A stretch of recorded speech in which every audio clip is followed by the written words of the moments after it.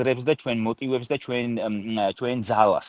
პირველ რიგში მთავარია შენ გამოცდილებიდან, ანუ მე მსგავსი გამოცდილება დარწმუნებული ვარ, როგორც მე არ მქონდა, ისე არ მქონდა სხვასაც. მთავარია ამის მცდელობა, ამ მცდელობის დაწყება და არ შემოფარგლა მხოლოდ და მხოლოდ სიტყვებით, რომელიც კარგად გამოგდის ქართველებს იქიდან გამომდინარე, რომ ყველას გვაქვს კარგი სადღეგრძელოები ნათქვამი. სადღეგრძელოების გარდა საჭიროა ქმედითი ნაბიჯები, რომელიც უნდა მოუნახოთ და ყოველთვის რასაც ვამბობ ხოლმე არის მნიშვნელოვანი, რომ ყველა ადამიანმა მონახოს თავისი როლი.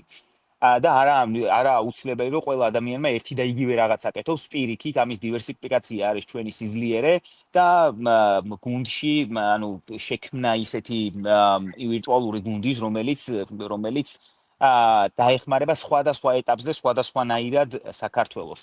მე პირადად 2 წუთით გეტყვით, რას ვაკეთებ და რას ვაქმნენობ, ვარ ამერიკის შეერთებულ შტატებში მოღვაწე ქართველი